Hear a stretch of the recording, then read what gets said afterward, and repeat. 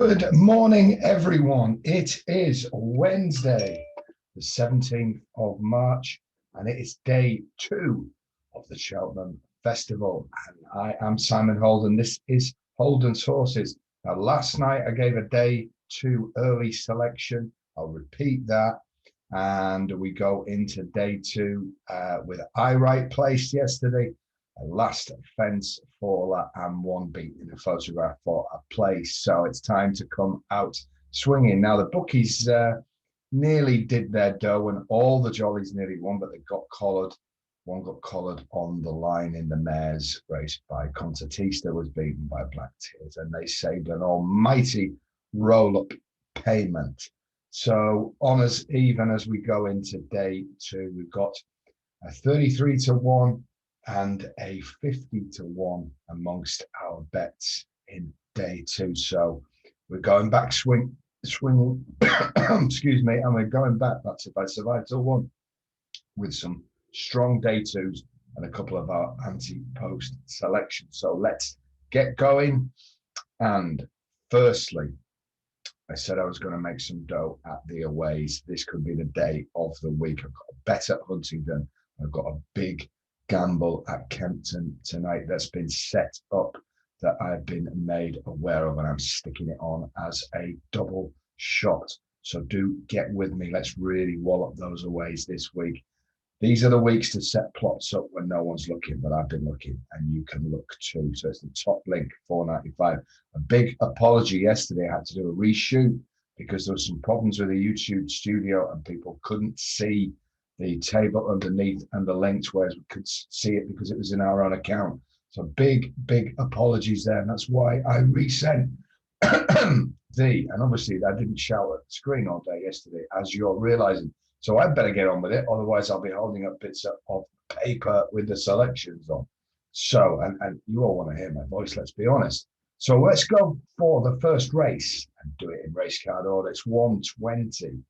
Now, the horse to be on here is Brave Man's Game, which is part of our Win Lucky 15. It's Paul Nicholls, best horse in the yard. And Harry Cobham thinks it's going to be the best horse he's ever ridden at a young stage. So today's the day. Now he takes on 2 big Irish fancies who are Bob Ollinger, who's been well backed, and Galliard de Maynil, a name I've been practicing and still not got right. Now, they're not going to be easy, but somebody like Nicholls is so confident. And I go back to the Shallow at Newbury. Brave Man's Game put in a devastating performance to win that. Now, as some of the Irish commentators have said, English horses can win easy. We still beat them when we come over. But I think Brave Man's Game might be that rare thing, an English horse that can knock the Irish horses out of the way. And I think at the current 4-1, he's still a bet. Mullins and the new Elliot Foster, well, formerly Gordon Elliott, now Denise Foster, both got off to good starts. And that's probably meant the momentum of their runners has compressed the prices. But I do think that's not Brave Man's Game's fault. He was in the stable yesterday, I believe, taking it easy. And I think that he can come out on top. And he's becoming a very attractive price. Now, what about the ground today? One of the jockeys described yesterday as Cheltenham drying up in front of his eyes. So they've got incredible drainage there. We have had a wet winter, but we've got some spring weather. The ground is drying out constantly. So I think we're going to see some quickish times today, and real mudlarks might not be suited. Brave Man's Game moves well. I believe he's going to be just fine. And he's a selection in the 120, and he's a confident one. Brave Man's Game at 4-1. We then go on to the 155, and here we see one of many people's certs for the week, Monkfish, going to go off 3s on, taken on by just 5 other horses. Now, I can find holes in every one of these other horses. Eclat Doria is going to prove on the ground, and I'm not sure Cheltenham will suit, and I'm not sure the horse's form is that strong. The big breakaway threw in an absolute stinker and jumped dreadful the last twice we've seen him. Now, he has run here at Cheltenham, but he wasn't that impressive. I just wonder if this is a horse that's been overhyped. So that's my problem with him. Sporting John's got two ways of running. One of them's not very good. Dicky Diver's not been seen for a long time, and I hear hasn't always trained particularly well. So that brings me to the outsider, Fiddler on the Roof, a horse that has finished second, first, second. Now, more seconds than a very large, greedy person at a free buffet, you might say, but these are in good races. And Fiddler on the Roof, I don't believe, has ever had what he needs, which is a distance, decent ground, and a fast pace. And it may just be that he gets it. He gets caught out in small field races on background and always seems to find 1-2 good. Now, if he's second to the mighty Monkfish, fine. We've got a nice place bet there. But I just think he could be one of the shocks of the festival. Robbie Power takes the ride. He knows the horse very, very well. Cobden rides the big breakaway. Now, of course, that's the main one, but we're getting 3 times the price. Something has got to finish second to Monkfish. And this is Cheltenham. You never know. There are big fences and lots of them. This is a long race. So I'm taking a festival flyer on this. And I'm going to suggest a bet on Fiddler on the Roof at 33-1. Something's got to finish second at best to Monkfish, and it might just be Fiddler on the Roof. So that's the bet. It's a festival flyer in the second race, the Brown Advisory Novice Chase, which is over 3 miles. It's going to be a test for the novices, whatever the ground. Now we go to the 2:30. This is one of our anti-post horses. Now, the Moor Yard had a nightmare day yesterday with Goshen, who looked like he'd had 10 pints of lager in the Montpellier wine bar. Could not go round the bend. Probably driven his connections round the bend.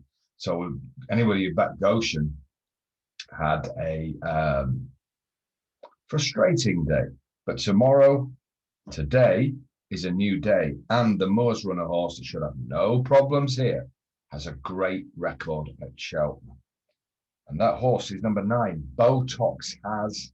We got on last week. If you're not on, I think because of the way Goshen ran, he's actually gone out a bit now. You can get 16s with William Hill, 5 places, a live price check, or you can get 14s, Sky Bet and Paddy Power with 7 places in the Coral Cup. Bet 365 good on them. I'm going to quarter the odds, and you still get 6 places with your 14. That might be the way to go. We're all safely on the Holden's horses army.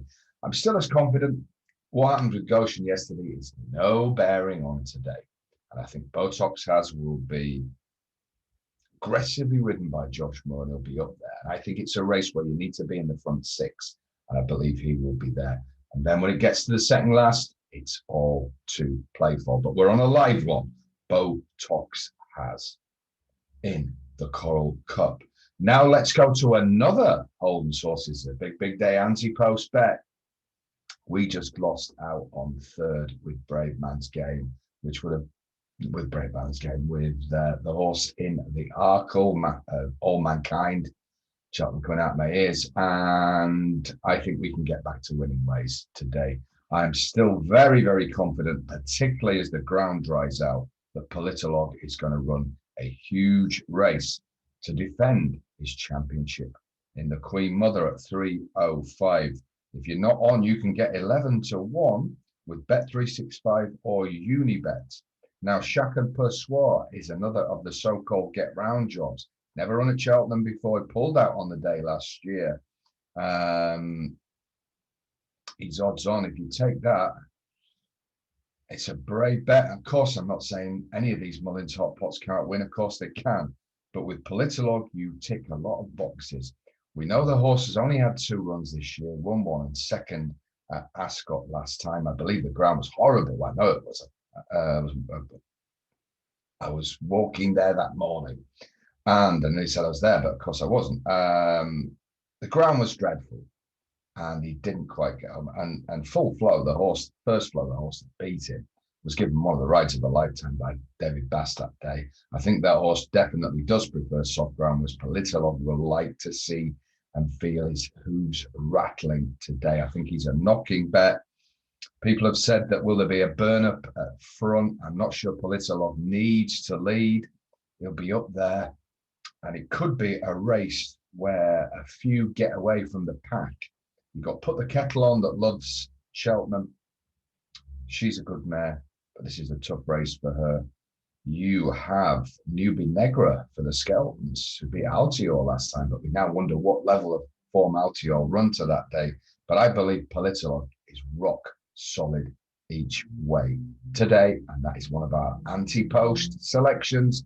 And here we are on the day. So Botox has Politolog both make it in one piece, the first thing you want with any anti-post selection, and they are ready to do the business and run massive races for Holden's horses. Now the next race, the race where many go and put the kettle on or go and open another can, but I do think it's any race at Cheltenham's worth watching. It is the cross-country race, and it poses another odds-on problem. Now, easy problem and a decision maker for punters. Are you with Easyland, the odds-on favourite, or are you against it? Now, Tiger Roll is 11-2 second favourite. The Tiger Roll we've seen this year has been a poor imitation of the great horse. Let's hope the maximum bet is that horse comes home safe. And if it does run a lifeless race, this is Tiger Roll's goodbye. So that's my main hope for today. If Tiger Roll does a fairy tale and wins, I think we'll all cheer. I'd be very, very surprised on the evidence we've seen this year. Easyland is a much better horse on soft ground. He does not get that today. And I'm not saying he's going to win, but the last time he ran here and it wasn't soft ground, he got beat. And then all sorts of things being said that he was injured and blah, blah, blah, blah. Well, if he was injured, they wouldn't have run it. He is the best horse in the race. Would I take odds on when he's not got conditions in his favour?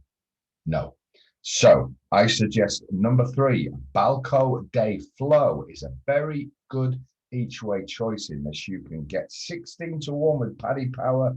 They go 4 places. Balco de Flow is one of the best horses in this race. Let's make no bones about that. Age 10, has won chases on good and soft ground, will like the ground, hasn't won for 2 or 3 years. He basically got very, very badly handicapped, and he's one of those horses not quite good enough to do it at championship level, but it's very, very interesting having this. And if he does take to it, then he's going to be there at the business end. And I do think he's a little overpriced at 16s and 14s.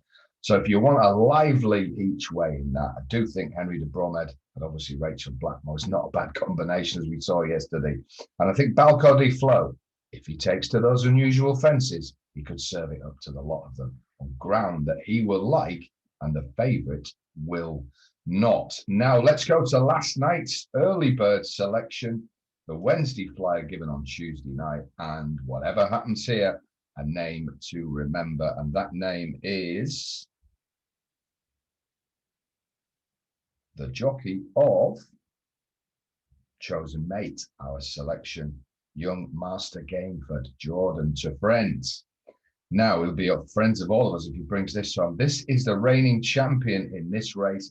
He is higher in the weights, but this guy, I'm told by my top Irish contact, is, and I'm quoting him, the new Ruby, the new Geraghty, the whatever rolled into one. That this is an exceptional riding talent, and we'll get to see him early on in Britain here. He's been put on this Chosen Mate. Taking that 7 off gets this to a very tasty mark. We know the horse loves the course, trip, everything, the conditions of this race. Has he been at the races, shall we say, this year with the same verve as he showed winning this? That's for people to decide. But if he turns up in the same form at nearly the same mark with this young wonder boy on, we have a lively one here. Chosen Mate, take the 8-1 if you didn't get on last night. He's the selection in there. It's the usual crash bang Cheltenham handicap. It's going to be tough, but you want something that's proven it can do the business. And number 3, Chosen Mate, is the horse for Holden's horses to bring us to the final race, hopefully with a sack load of profit on day 2. And the final race is my biggest price selection of the day. And I am going for a horse who really impressed me early season. And the reason the horse impressed me was he won on ground that was very similar to what he'll get today. The horse is number 1, Chemical Energy. It's trained by the Gordon Elliott's successor, Denise Foster. They won this race last year. They trained the horse that's been taken off them, that's now going to go off favourite, Sir Gerard. He's going to be joint favourite with Kill Crew. They both have massive chances, but their form has been on deep, heavy ground in Ireland. They may well love this, but there's no evidence. And at short prices, you always want evidence that they like the ground. But a horse who does go on it is Chemical Energy. He's won on good ground and he's won on good to soft. He got beat by Kill Crew last time when he finished 4th. But I don't think the horse got home that day. Well, on this better ground, Robbie Power in the plate, who will ride a usual waiting race for a turn of foot, I think he's a very lively outsider. And at 50 to 1 with William Hill, 3 places, or you can have 40 to 1 with 4 places. The choice is yours as always. I think that's another lively outsider. We have always want proof in this ground, and that bumper is often a race where, if you look back, the horse who won did have proof, and a lot of these hype shorter ones come here, and it isn't a heavy ground. Like I say, the 2 joint favourites may love good ground, but there's no evidence of that, and I think at short prices they're worth taking on.